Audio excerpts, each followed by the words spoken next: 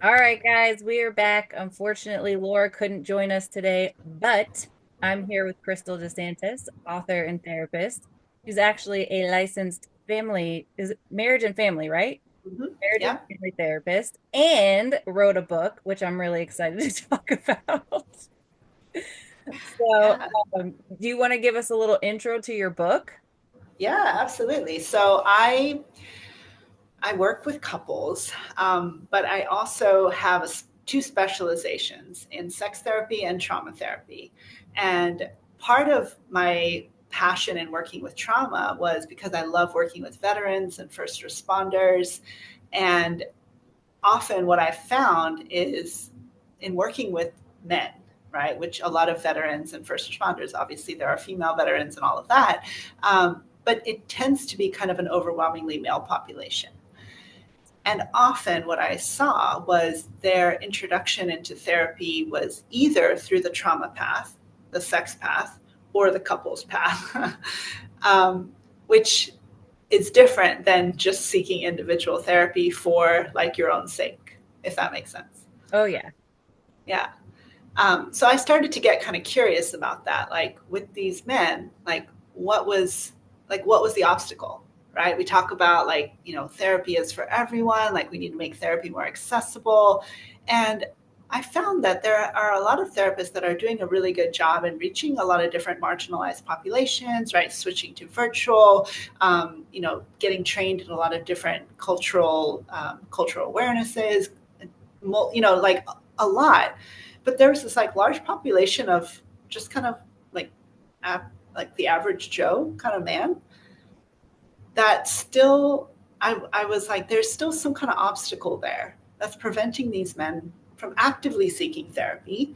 And instead, they're kind of getting either dragged in or sentenced to therapy, which I don't love. Like I don't love that approach, right? Because I see therapy, I'm sure as you do, and obviously your listeners, of like this is something positive. Like this is something you do for yourself, and you just like coming at it like it's like being sent to the principal's office. I also was like, I don't want to be the principal. I don't like being in that position.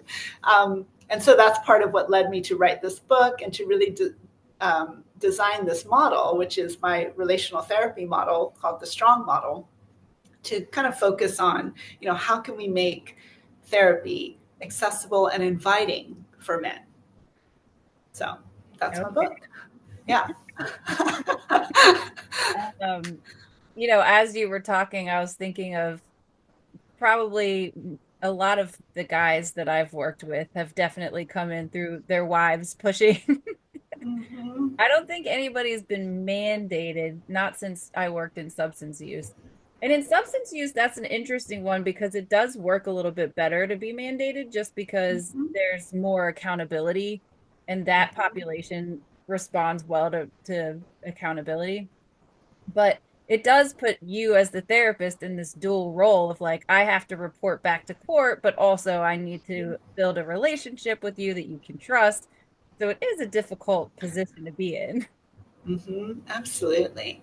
And it's interesting because I recently did an ethics presentation on counseling men specifically. And one of the pieces of research that was so interesting is that men or people, but this specifically was the research on men who are mandated to go to therapy can have the same positive outcomes as long as there's a commitment to the process.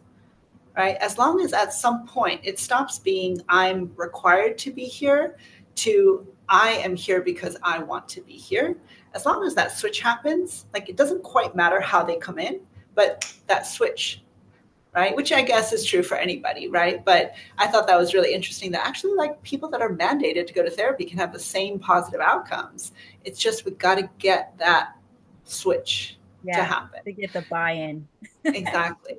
And sometimes the buy-in is the relationship, Yeah. right? It's like, wow, I actually feel like somebody's listening to me, somebody's taking me seriously, somebody cares. And sometimes the buy-in is the model or the process, right? Yeah. Um, and so that's part of what I wanted to kind of break down is like, how can we be covered on all fronts, right? because sometimes, again, men who are, at least, again, speaking to the population that I work with, men who are not doing well in their personal relationships, the idea that I'm going to go to therapy and trust that that relationship is going to help me heal in this relationship, like, that's a huge ask. Yeah. Right. um, and so instead, which is kind of where I focused on the process and the model of like, how can I make it not dependent on me, the therapist, and instead say, like, here's a model. Let's Oh, just that's cool. follow the process, follow the model. Okay. So how does that go? So, I mean, you can um, tell us the whole book. Obviously, that's for us to read too. hey. So one thing that I really thought about, in like, I knew my passion population is men. I really wanted to work with them. And so in even just naming my practice, I was like, I want something that evokes strength, because as we know, um, a lot of relationships are based on skill, not about, like, love is a beautiful thing, but like, I don't have, like, I'm not I'm not Cupid, right? I'm here to teach you communication and conflict skills. I'm here to teach you skills for connection, right? And so I really wanted to kind of take that approach, of like, how can I evoke that this is a strength based exercise, right? So it just so happened that as I was doing my trauma therapy training and my sex therapy training, um, it really just kind of came up that, I mean, the foundation of any healthy relationship is safety, right? And so that gave me my S for the strong model. Um, so, and this is something that, again, obviously, I have been trained in, Gottman, Imago, EFT. Like, I've like tried to acquire as much as I can, as far as like, what are the common, or the basic pillars of a healthy relationship. Because at the end of the day, right, everybody comes into therapy. I just want to have a healthy relationship. I just want to feel good. I just want to have peace in my home. I just want to not feel like I'm walking on eggshells, right? And so when I kind of distilled the research, I'm like, what that feels like is a safe relationship. A relationship where it's safe to be yourself, a relationship in which you can be vulnerable and it's not used against you, where you can mess up and it's okay. You don't have to be a perfect version of yourself, and you also don't have to be a fake version of yourself. It's safe to be you. Yeah, I remember in the Gottman training, like one of the things that stood out to me was he was talking about like follow-up research, like 5 years after therapy. What was it that kept the couples together Mm-hmm. that stayed together? And it was basically very simple. Like I felt like my partner had my back. And I think that's Mm-hmm. what you're describing is just like feeling like I'm safe with you no matter what. Mm-hmm. And and I love the Gottman's work, because part of what a huge pillar of the Gottman's work is trust, right? Which is the T in the strong model, right? But as I was like thinking about that, right? Because trust is, you have my back, I have yours, and like, trust. I mean, have you read his book, The Science of Trust? I mean, it's like 9,000 pages long, and it's like filled with research, right? So that's a huge pillar of the Gottman model. And and yet, again, as I'm looking more from a trauma informed perspective and thinking about even the sex piece, is like, we don't trust people we don't feel safe with. Like, that's just a biological thing, right? It's like your body literally closes up and is in a defensive position. Even if you go through the trust exercises, if there's a question in your mind as to the safety or the danger of your partner, there's always going to be a little bit of tension there. Does Yeah. that make sense? Yeah, absolutely. Yeah. So with safety, I kind of break it down into four, what I call the four S's of safety. So the first piece is self-awareness, which is where individual therapy comes in, right? You gotta kind of know what you're dealing with on your own, right? The impact of your childhood, your needs in a relationship, your challenges in a relationship, just as a human, right? Self-awareness is that big piece that will do you a lot of favors in being a safe partner in a relationship, right? Yeah, before we started recording, we were talking about, well, I brought up that I feel like a lot of times men individually in therapy don't even know what to talk about. They don't know what to say. They don't know where to Mhm, start. And even mhm. when I ask questions, they're often giving me vague blanket answers instead of something that's actually personal, that actually is something that happened. So I imagine that there's a lot of work just in the first letter. Absolutely, absolutely, because that's also something. Again, obviously, we could totally do a whole other podcast on like the socialization of men and the impact of masculinity. But I also just want to bring up Terry Real's work, which he talks about how. Like over 60% of men could probably be diagnosed with alexithymia, which is the inability to talk about or not having the words to describe your emotions. Right? That's just not a way that we socialize men, Mhm. right?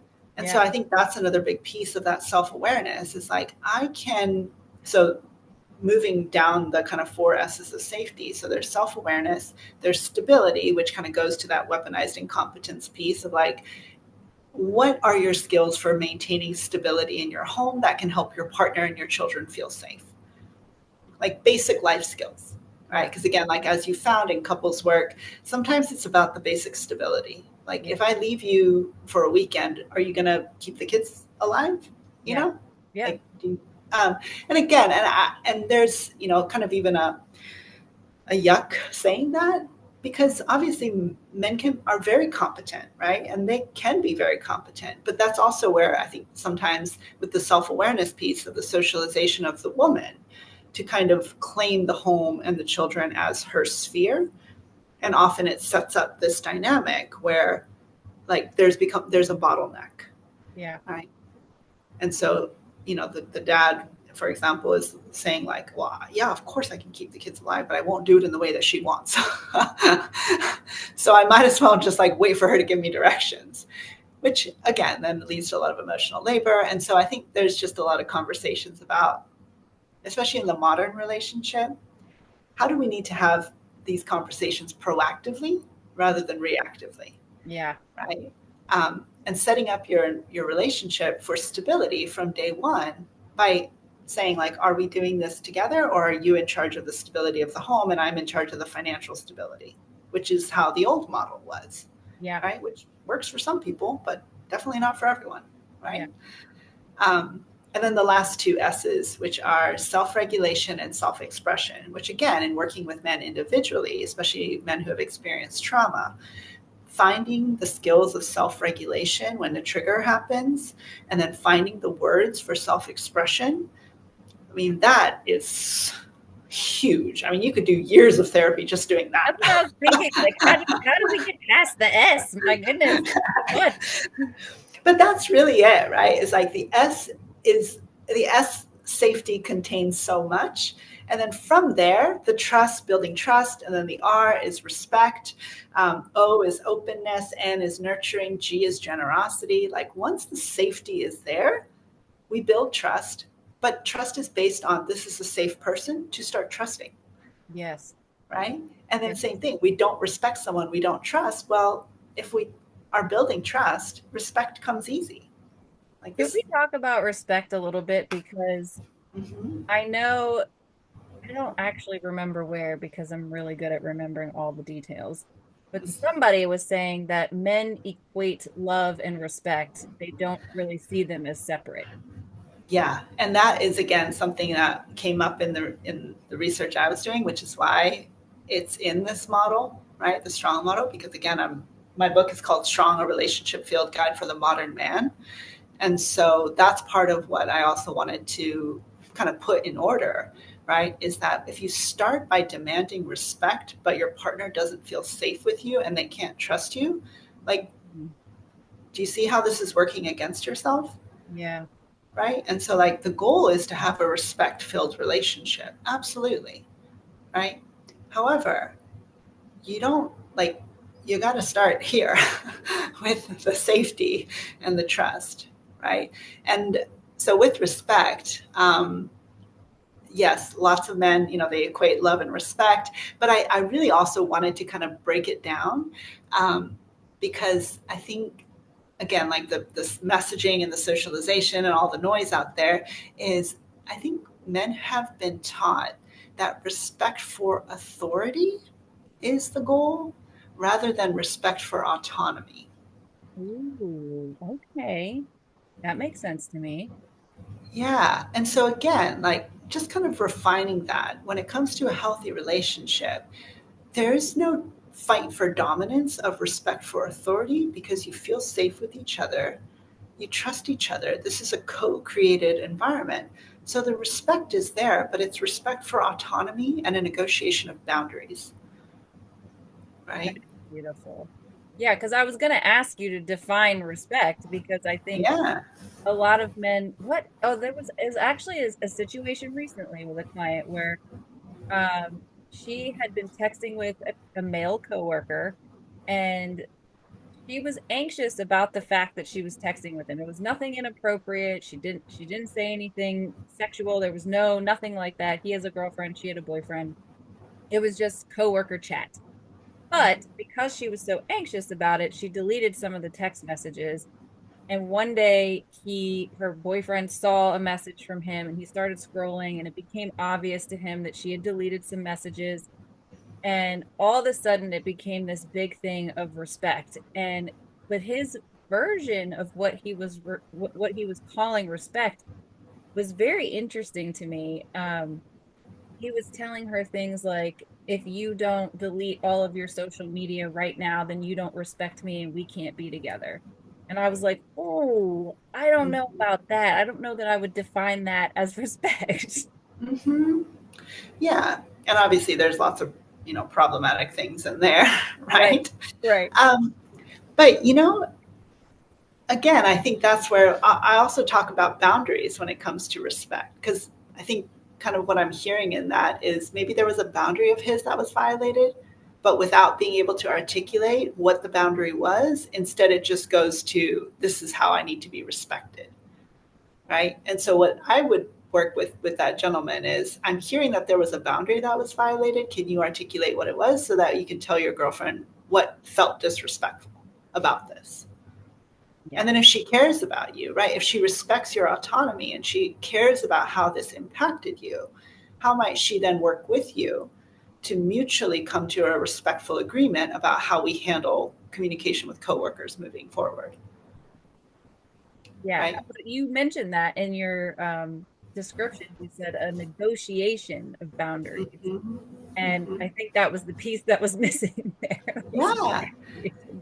Yeah. Which again, I do want to, I mean, I think Jordan Peterson talks about this, which, is like men have a very hierarchical or traditionally, right? Or, people like Jordan Peterson really emphasize the hierarchical model of relationships, right? Which tends to be very masculine, right? Yeah. There's an alpha dog and then there are beta dogs and then there's, the rest of everybody else.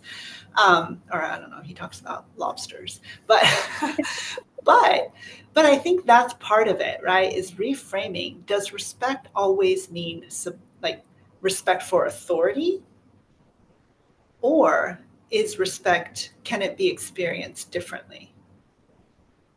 Yeah. Right? Because if your only kind of paradigm for respect is based on dominance and authority, well, again, unless you're in a relationship with somebody who wants to play a complementary role, you're setting yourself up for power struggles for the rest of your life. Yeah. Yeah, and I would imagine that when you're asking somebody to consider a different way of thinking about respect, that kind of probably leads into your oh Yeah, thing. yeah, absolutely. But really, like the STR is what I talk about as like relationship survival skills. Like if you don't feel safe with each other, you don't trust each other, and you don't respect each other, like you just don't have a healthy relationship. Yeah, Like your relationship is going to struggle to survive, right? And yeah, so and so this is also for clinicians. Like if I see a couple that's coming in crisis, or they're kind of like really kind of have the cycle of dysfunction, what I know as a clinician in making an assessment is they're going to have issues in the STR, makes right? sense. Yeah, But then of course we have couples that come in and they're like, we just want to enhance our relationship. We want things to be better. We want to be proactive, right? And sometimes there are clinicians that I've heard of, right, that are like, well, you don't need to be here. You're not in crisis. Yes. Yes. Bye.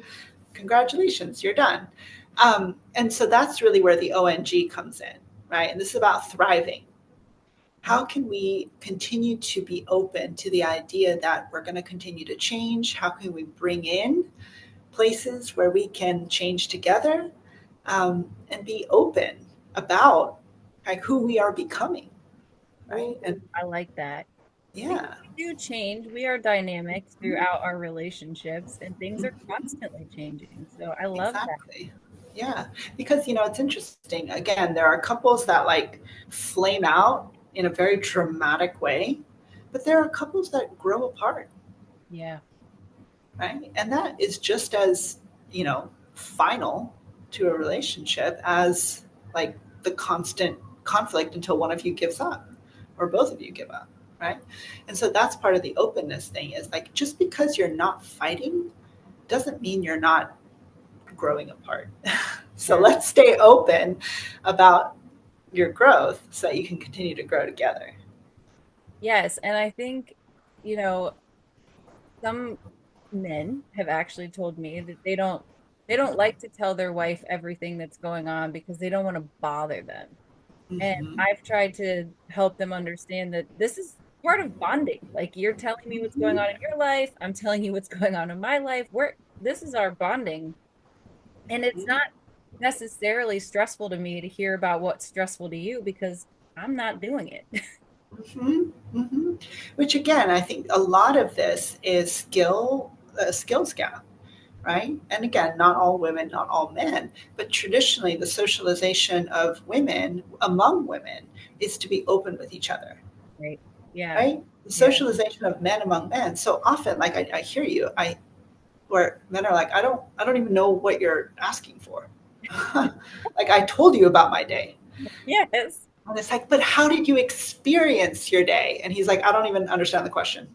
Like, I So don't understand the question, you yeah. know? And so that's also the openness of like, can you each put yourself into the other's perspective, right? And that often is where I see from women kind of the realization of like, oh my gosh, like he has such a different experience of the world than I do.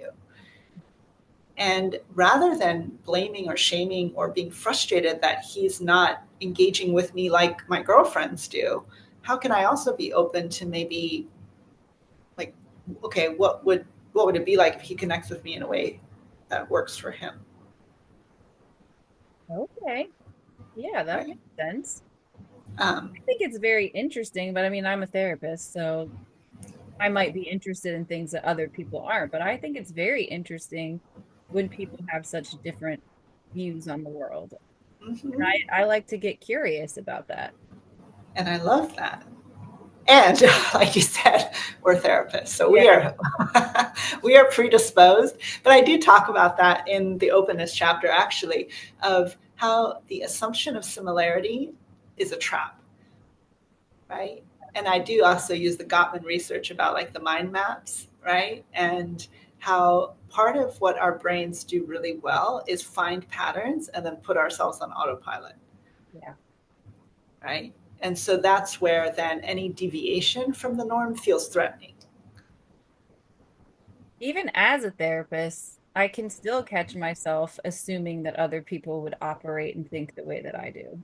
So Mm-hmm. even with once you know these things, you still accidentally do it. Yeah. And then also, like being a therapist, we might be fascinated about, ooh, how does your brain work? But then in our personal lives, right? I remember, my husband, I grew up in Asia, I'm half Asian, I have a very diverse palate. And my husband was like, his daughter was asking him, like, Dad, what's your favorite meal? And he was like, a good burger. And I was just like, who have I married? Like, I would never in a million years choose a burger, just a burger, And so again, just having the moment of like, oh yeah, it's okay. He can be a different person, and that's okay. It's non-threatening. Like, just. But I think that's also part of recognizing like that's how we're wired. You know, our partner is going to catch us off guard with, oh gosh, they're different than me. Huh, Yeah, I just caught a glimpse of that.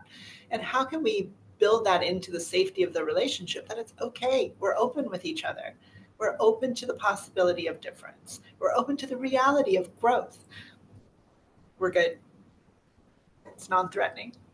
that's beautiful. I love that. Yeah. Okay, so then what's the N in the G? I don't remember the N. The G is generous. Yeah, N is nurturing, which was actually, again, in researching men specifically and men's issues, that was my favorite chapter to research, because I put so much research in there. Because again, I'm like, okay, I'm writing this book for men. I'm writing a chapter on nurturing.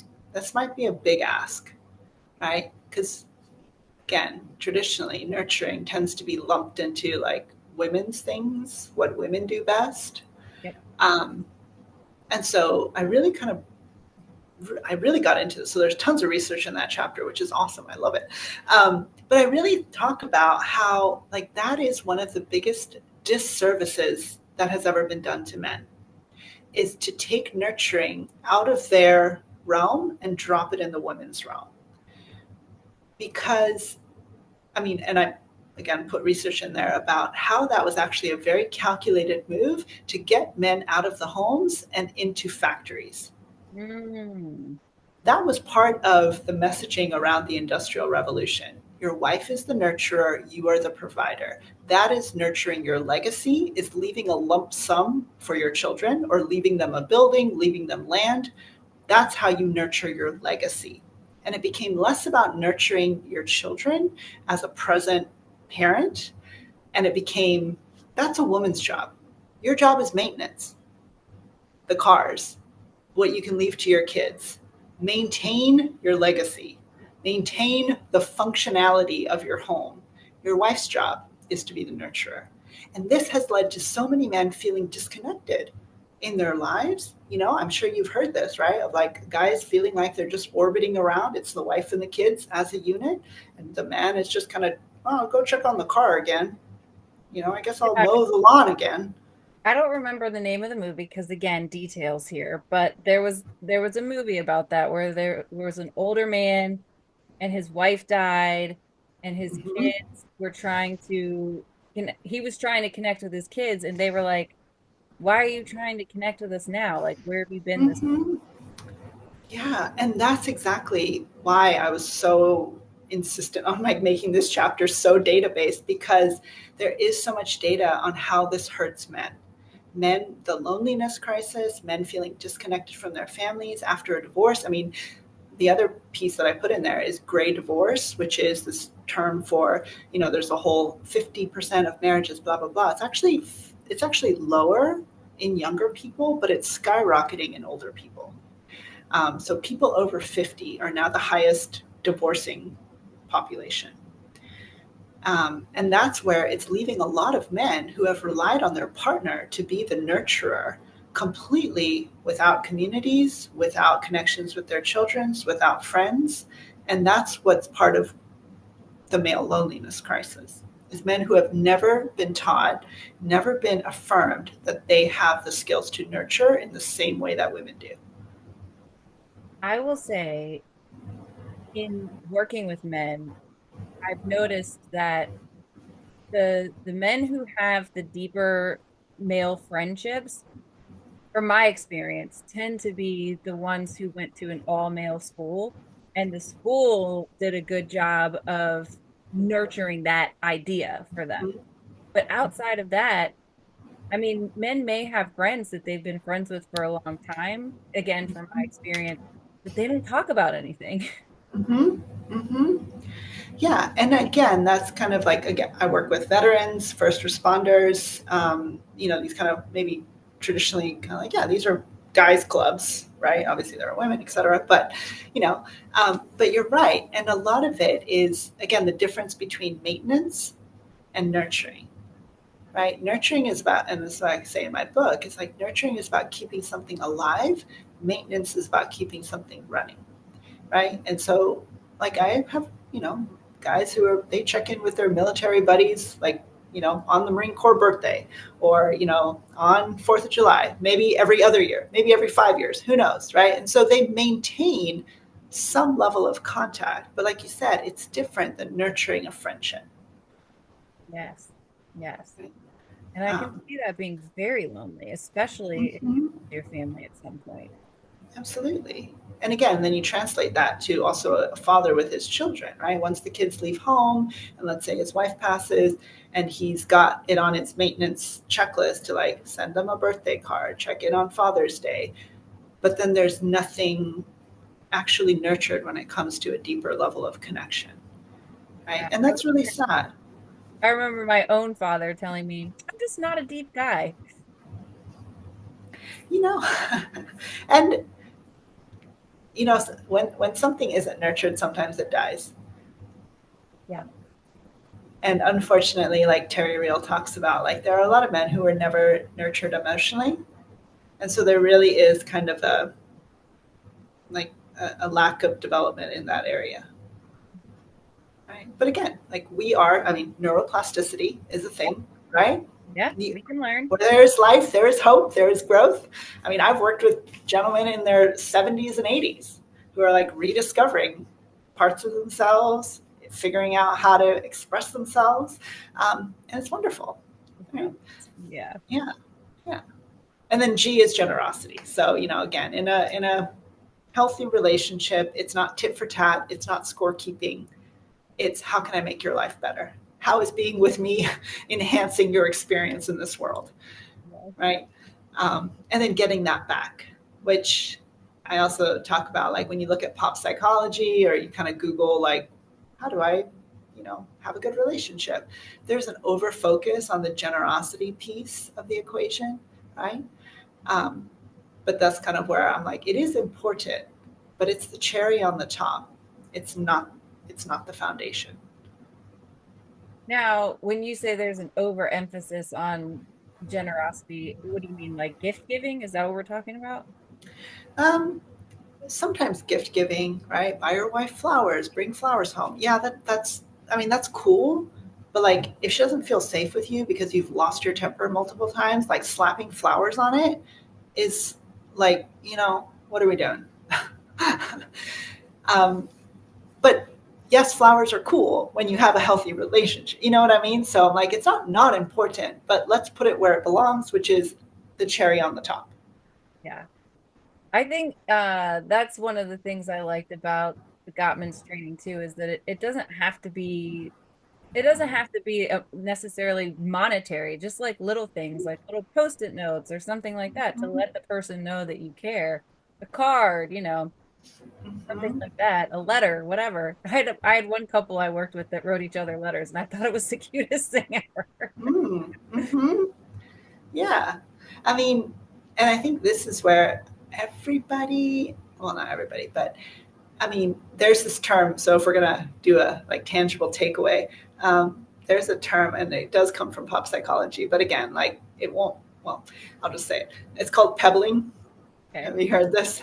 Where it's like penguins, they give each other like their favorite pebble, and they like when they find a cool pebble, they'll like bring it to their partner. I know it's the sweetest thing. Which again, it's kind of like, I mean, like you're right. It's not about the big gifts. It's about knowing who your partner is and what would make them happy. Right? Seeing a rock and be like, my partner would like that rock. That's a cool rock. I'm going to bring it home to my partner. Right? Or here's a meme. Oh, I bet my partner is going to laugh at this one. I'm going to send it to them.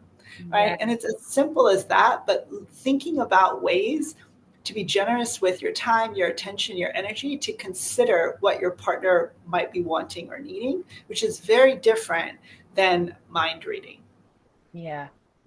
Yeah. right? Ooh, that's a Yeah, good point. yeah. Um, so, which again, I'm like, it's at the end. It goes at the end. It's the dessert. It's not the meal. It can enhance the meal, but it's not going to substitute for actual deep respect, trust, safety, openness, and nurturing, right? I think one of the first things I noticed, well, two things actually, when I've worked with couples. One is almost everybody says the problem is communication, and I think that word is just way overused. And then two, I've noticed that one of the bigger problems, at least from my perspective is that people do not spend any time with each other these days. They don't get Mm-hmm. babysitters, they don't go out Mm-hmm. to do things. They're just at home dying is how it looks to Mm-hmm. me. Like Mm-hmm. and I know life is busy and I know it's hard to trust people with your kids and there's all these different variables as to Mm-hmm. why that might happen. But from my perspective, at least, I think that's one of the biggest issues. What would you say about that? Absolutely. And I think that's part of why I really wanted to write this book and get on these podcasts and talk about this, right? Is that the old model of relationships was really role based, right? It was you picked a person who, you take care of the kids, I'll pay the bills. All right, let's go. And we'll look up in 25 years. But a lot of those people, I mean, they made it work for what it was, the world that they lived in. But what's changed is that people aren't looking for role mates as much, they're looking for soulmates. Yeah. and and if you end up, and so this is also in the beginning of my book, and I talk about how that's shifted, and that unfortunately, if you don't nurture the soulmate connection, the role mate connection takes over because of the reality of life and how busy it is, right? And so I think that's where setting couples up for success from day one by asking, are you in a role mate relationship or do you want to be in a soulmate relationship? And there are no wrong answers, right? There are people who, I mean, their parents were in role mate relationships and, once they retired, they kind of went their separate ways, or, you know, they have a very cordial but, you know, roommate type relationship or whatever, right? Function based relationships, role mate relationships have worked for generations. The challenge is that the modern kind of population wants more. I remember Esther Perel talking about that in a interview I saw, and she was saying our expectations have gotten to the place where we basically expect our partner to be our everything. She's like, Mm-hmm. that's really a lot of pressure to put on one person. Mm-hmm. And I guess I think that's the thing is, why are you with your partner, right? Because they can't be everything. So are they your co-parent or are they your soulmate? And if they're your co-parent, okay, then yeah, let's figure out how to do life structured. Yeah. But if it's about, no, we're in this because we want to connect, and I often kind of talk to couples about, yeah, communication issues. What I see is connection issues, Mm-hmm. right? Whatever connection need that I have is not being met, either because we don't know how, or because there are too many obstacles. We don't make time for it. We don't make space for it. But that's why we're so upset. We're not connected. And that's also where, is first of all, let's get on the same page of, do you actually both want connection? Or is part of the problem is that one of you is seeking connection and the other person is like, can we just get through life? That's Can so you just true.